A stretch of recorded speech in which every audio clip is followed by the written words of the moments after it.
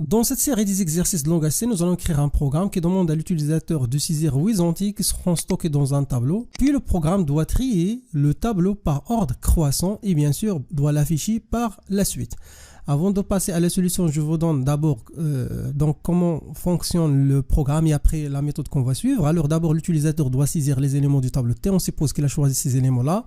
Après l'exécution, le programme doit nous donner les mêmes éléments du tableau T, mais cette fois dans l'ordre ou bien trié par ordre croissant. Alors, ce qui concerne les étapes de ce programme-là, l'utilisateur, bien sûr, doit remplir le tableau T avec 8 éléments dans un premier temps. Pour l'étape numéro 2, nous allons comparer chaque élément du tableau T avec les autres éléments. Pour ce faire, ce qu'on va faire, on va utiliser 2 boucles sur le même tableau T. Alors, une boucle permettra au départ de fixer un élément de T et la deuxième boucle permettra de vérifier donc ou bien de comparer cet élément avec les autres éléments du tableau T. Alors on va utiliser pour ce cas-là l'indice J pour la deuxième boucle. Alors après cela, donc si on trouve que l'élément fixé, c'est-à-dire l'élément dans ce cas-là avec l'indice I est supérieur à celui de J, c'est-à-dire si on trouve que il existe un élément ici parmi les autres éléments du tableau T inférieur à l'élément I. Ce qu'on va faire tout simplement, nous allons échanger les valeurs des deux éléments. Alors pour expliquer ça en utilisant donc les conditions, si on trouve que TI est supérieur à un autre élément TG du tableau, ce qu'on va faire, on va échanger les valeurs des deux éléments comme suit. Donc nous allons utiliser une variable temporaire, on va mettre cette TI ici, après nous mettons à la place de TI, TG et finalement nous remplaçons TG par normalement la valeur initiale de TI. Alors par exemple on peut exécuter ça, donc on commence avec est-ce que T0 est supérieur à T1? Non, alors on fait rien. Est-ce que 4 est supérieur à 7? Non.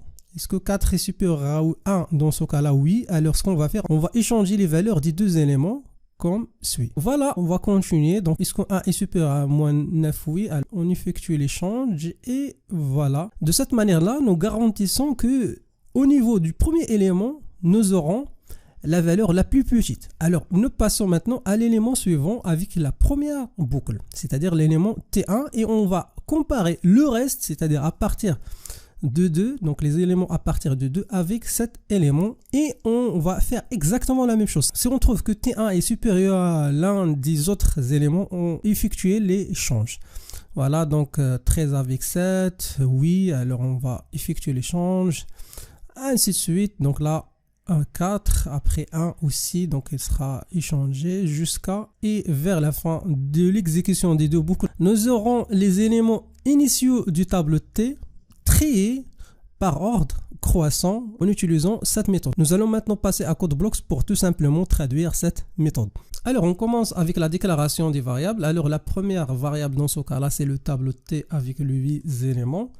Donc on va utiliser deux boucles. Alors on va utiliser deux indices I, virgule G et après on va aussi utiliser le variable temp. Donc c'est une variable temporaire qui permet de stocker les valeurs au moment de l'échange. Alors après on va afficher un message pour remplir ou bien pour demander à l'utilisateur de remplir le tableau T. Voilà, donc veuillez saisir les éléments du tableau et après on peut remplir ce tableau là. On va utiliser une boucle. Alors là la boucle commencera à partir de 0 jusqu'à l'indice dans ce cas là 7, après I++. Et après, donc, on va écrire un petit message d'abord, printf. Alors là, on va mettre t, voilà, pourcentage d égale. Voilà, et là, on va commencer à partir de i plus 1. Après, scanf pour récupérer la valeur saisie par l'utilisateur, la pourcentage t, virgule, l'adresse de t, normalement i. Voilà. Après l'étape suivante, on va utiliser deux boucles. Alors la première boucle commencera à partir de 0 qui permet de fixer un élément à la fois.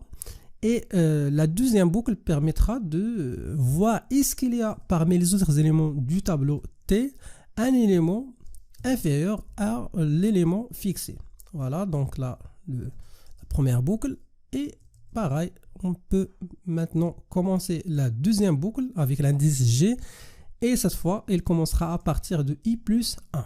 Par exemple, si i égale à 0, on commence avec 1.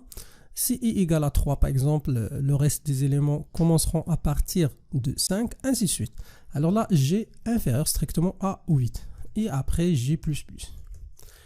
Et voilà, donc maintenant, on va utiliser la condition suivante. Si on trouve que l'élément fixé TE est supérieur à un autre élément TG du tableau, alors dans ce cas-là, on va effectuer le change. On va stocker dans la variable temp la valeur initiale de TI.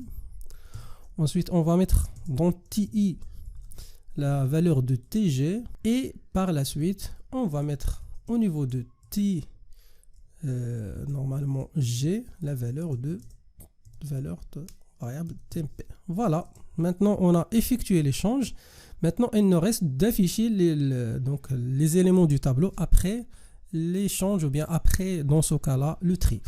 Alors avant de ça, on va afficher un message. Alors, les éléments du tableau par ordre croissant sont, et après, donc, il faut revenir à la ligne, ici. Et puis, donc, ce qu'on va faire tout simplement, on va utiliser une boucle. Donc, il commencera à partir de 0 et strictement inférieur à 8. Et plus, voilà. Ensuite, printf pour la fiche. Voilà, donc pourcentage T. Après, on va laisser de l'espace. Voilà, après le TI. Alors, on va tester notre programme. Donc, exécuter. Alors, pas d'erreur. Donc, on va l'exécuter maintenant. On va saisir les 8 éléments. Voilà, donc on va saisir des éléments qui sont aléatoires. Voilà, donc les éléments triés par ordre croissant sont moins 9, 0, 2, 2, 3, 3, 6 et 9. Et voilà, donc ça c'est la solution de cet exercice. Si vous avez d'autres solutions, merci de les partager dans la section des commentaires.